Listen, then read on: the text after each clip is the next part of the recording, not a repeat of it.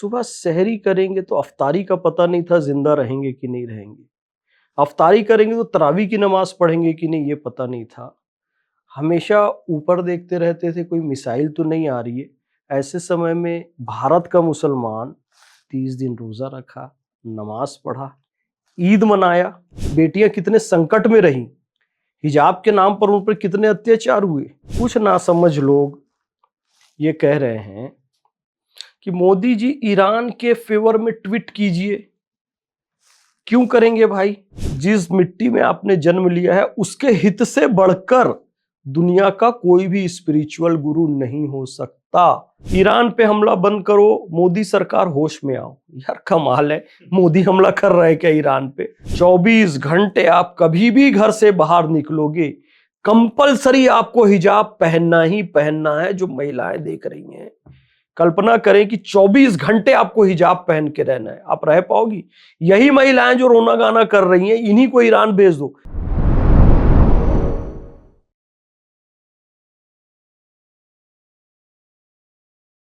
भारत की पॉलिसी शुरू से क्लियर रही है कि हम सामाजिक, सांस्कृतिक, राजनैतिक, आर्थिक जो भी वैश्विक संगठन होगा हम उसके सदस्य रहेंगे। जैसे सार्क, आसियान, ब्रिक्स, G20, ये सब सामाजिक, आर्थिक, राजनीतिक संगठन है।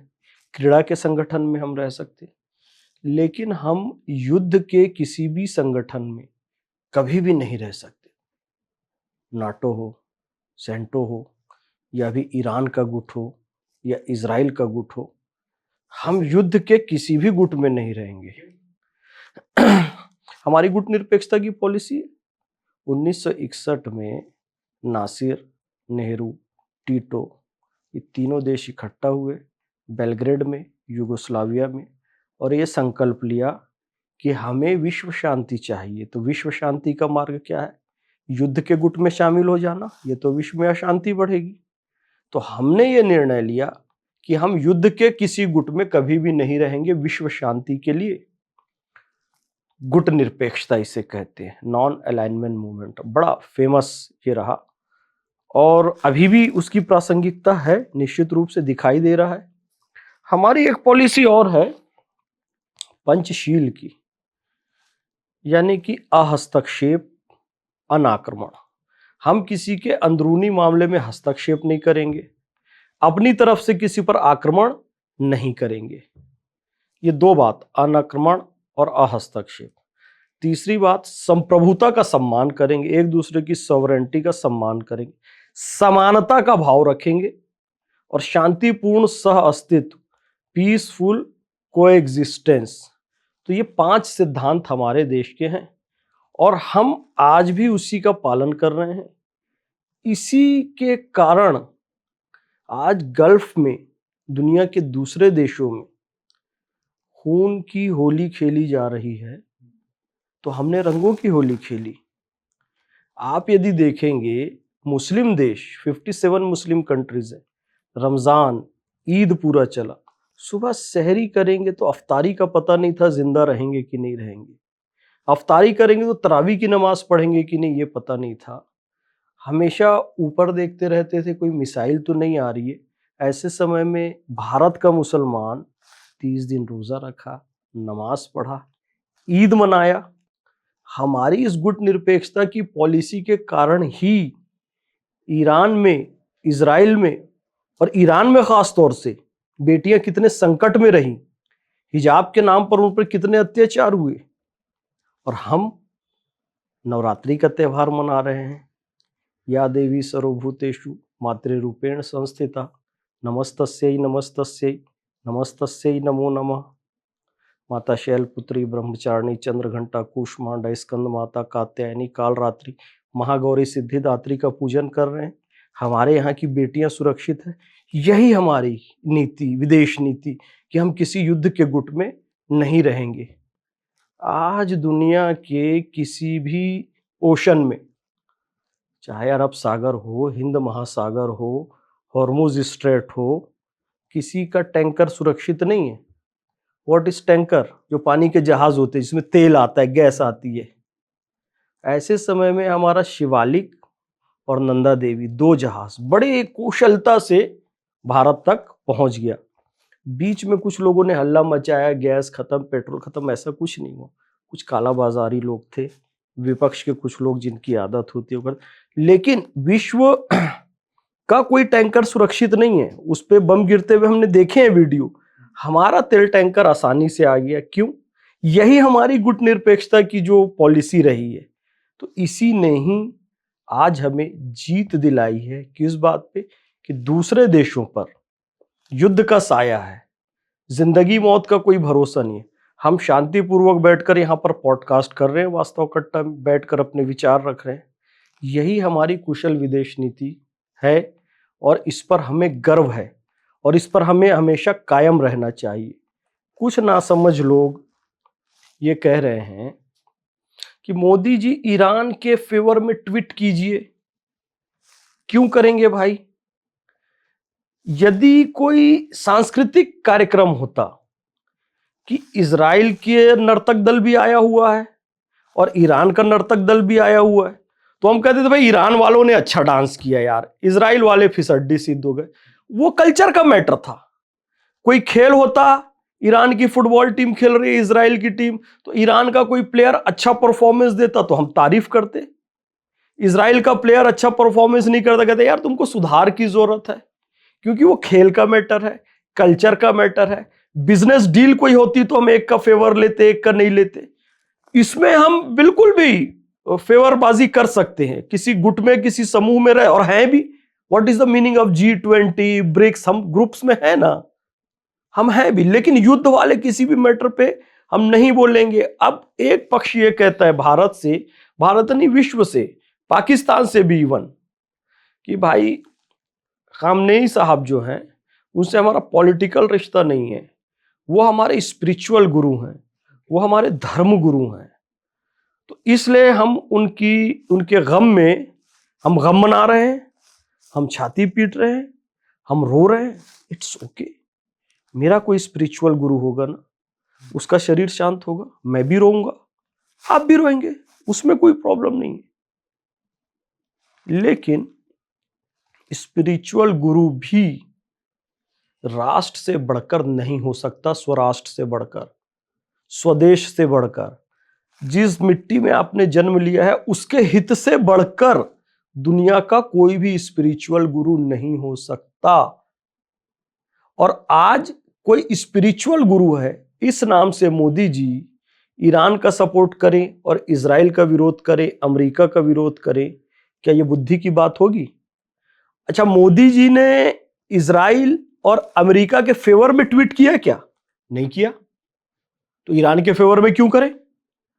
हम युद्ध के मैटर में यार ना किसी का साथ देंगे ना किसी का विरोध करेंगे, हम बिल्कुल क्रिस्टल क्लियर है। अब आप ज्यादा भावनाओं में बह के, इमोशन में आके बार बार मोदी जी से कह रहे हो ट्वीट करो, ईरान के फेवर में बोलो, ऐसा करो वैसा करो, ये बोल के आप देश को संकट में डाल दोगे। भाई अफगानिस्तान तक के हॉस्पिटल में बम गिर चुका है, पाकिस्तान ने गिराया, युद्ध पाकिस्तान तक पहुंच चुका है। आप क्या चाहते हो? भारत तक आ जाए? नहीं चाहते हो ना, तो क्यों हंगामा कर रहे हो भाई? गम मनाने का देखो एक तरीका होता है, अपने घर में बैठ के गम मनाओ, आप कोई श्रद्धांजलि सभा कर लो, आप बड़े मैदान में भी कर लो श्रद्धांजलि सभा, शांतिपूर्वक ओम शांति शांति जैसे मंत्र होता है। लेकिन सड़कों पर निकलकर आप कहीं आर्मी पे हमला करोगे, कहीं पुलिस पे हमला करोगे, और होते होते मैं अपने शिया भाइयों से गुजारिश करता हूं, मेरे भाई गम मनाओ, आप गमज़दा हो, आपके गम में हम भी साथ हैं। लेकिन ज्यादा भावनाओं में बह के क्या करें? किसी पत्रकार ने क्वेश्चन किया, ईरान की महिलाएं तो खुशियां मना रही हैं, खामनेई के तस्वीर से सिगरेट जला रही हैं, हिजाब फेंक रही हैं, और आप भारत में गम मना रहे हैं। तो महिला क्या कहती है पता? भारत की महिला, कि वो सब गंदी औरतें हैं और उनको गंदगी पसंद है तो भारत में आ जाएं। मतलब वो भारत में रह के कह रही है भारत गंदा देश है ना। फिर कह रही है ईरान को चाहिए कि भारत को तेल ना दे, मतलब इसी देश में रह रही है और ईरान से अपील कर रही है कि इसको तेल ना दे। ये 1962 में भी हुआ था ना, कम्युनिस्ट लोग चीन की सेना का आरती की थाली लेके स्वागत कर रहे थे। तो आप स्पिरिचुअल गुरु बोल के धीरे धीरे धीरे आप देश के विरोध में हो रहे हो। यदि आपने वीडियो देखा होगा जंतर मंतर का, तो एक खालू जैसे दिखने वाली खाला वो कह रही है कि ईरान पे हमला बंद करो, मोदी सरकार होश में आओ। यार कमाल है, मोदी हमला कर रहा है क्या ईरान पे? मोदी जी बिल्कुल सही पॉलिसी पे चले। धीरे धीरे क्या है, आप गम मनाते मनाते आप देश के खिलाफ होते जा रहे हो, देश की फॉरेन पॉलिसी को नहीं समझ रहे हो। आज आसिम मुनीर का स्टेटमेंट आया, देखना, उसने क्लियर कहा शिया हजरात को इतना दुख हो रहा है तो आप ईरान चले जाओ। लेकिन हमने अपने देश के शिया हजरात को ऐसा कहा क्या? हम आज भी कह रहे हैं कि भाई दुख है, ठीक है, पर उसमें ऐसा कुछ ना बोल दो या कर दो कि देश के खिलाफ चला जाए, फॉरेन पॉलिसी के खिलाफ चला जाए, मिसाइल को आप अपने यहां आमंत्रित कर लो। आप ईरान की महिलाओं को गलत इसलिए बोल रहे हैं क्योंकि वो हिजाब का विरोध कर रही है, इसलिए गलत बोल रहे हैं ना, कि वो गंदी महिलाएं हैं, नग्नता वाली महिलाएं हैं, उनको भारत आ जाना चाहिए, भारत गंदा देश है। साहब, भारत में जो महिलाएं, मुस्लिम महिलाएं सपोर्ट में हैं ईरान के, वो इसलिए हैं, ध्यान से सुनना बात को, क्योंकि वो हिजाब पहनकर भारत में प्रदर्शन कर सकती हैं, इट्स ओके। उसके बाद शाम को जीन्स और टी शर्ट पहनकर किसी रेस्टोरेंट में खाना खाने भी जा सकती हैं, ठीक है। दूसरे दिन सुबह उठ के अपना जॉगिंग वाला जो ड्रेस होता है, रनिंग वाला, वो पहन के जॉगिंग भी कर सकती हैं, ग्राउंड में मॉर्निंग वॉक भी कर सकती है, ठीक है। उसके बाद सलवार सूट पहन के अपना वो जिस स्कूल में टीचर है पढ़ाने भी जा सकती हैं, साड़ी पहन के, है ना। फिर शाम होते होते फिर बुर्का हिजाब पहनकर ईरान जिंदाबाद, खामनेई साहब जिंदाबाद करके फिर प्रदर्शन भी कर सकती हैं। ये क्यों ड्रेस चेंज कर पा रही है? क्योंकि शी इज इन इंडिया। लेकिन वो खुद यदि ईरान में होती तो क्या होता साहब? 24 घंटे आप कभी भी घर से बाहर निकलोगे, कंपलसरी आपको हिजाब पहनना ही पहनना है। जो महिलाएं देख रही हैं, कल्पना करें कि 24 घंटे आपको हिजाब पहन के रहना है, आप रह पाओगी? यही महिलाएं जो रोना गाना कर रही हैं, इन्हीं को ईरान भेज दो, ये नहीं रह पाएंगी। भारत में यार इतनी स्वतंत्रता मिली हुई है तो भारत को ही गाली दे रहे हो। मोदी जी की फॉरेन पॉलिसी परफेक्ट है, ठीक है, इसलिए आज हम सुरक्षित हैं।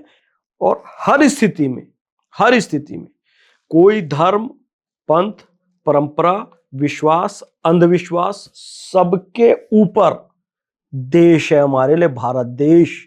जिस पानी के जहाज में हम सफर कर रहे हैं उसमें अगर छेद होता है तो सब डूबेंगे।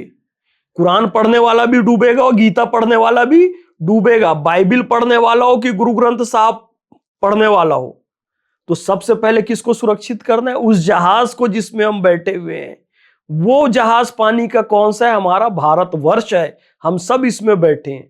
तो कोई धर्म ग्रंथ, कोई महापुरुष, कोई आस्था, समुदाय, संप्रदाय देश से बढ़कर नहीं है। जब ये जहाज सुरक्षित रहेगा तभी तुम्हारे मंदिर, मस्जिद, गुरुद्वारे, सब आस्था, धर्म, गुरु, स्पिरिचुअलिटी, अल्लाह अकबर, ओम शांति, वाहेगुरु जी दा खालसा, वाहेगुरु जी दी फतेह, हालेलुया। अबे पानी का जहाज सुरक्षित रहेगा तभी तो उसमें बैठ के सब गाना गाओगे। वही डूब जाएगा तो क्या मतलब? तो सबसे पहले क्या हुआ?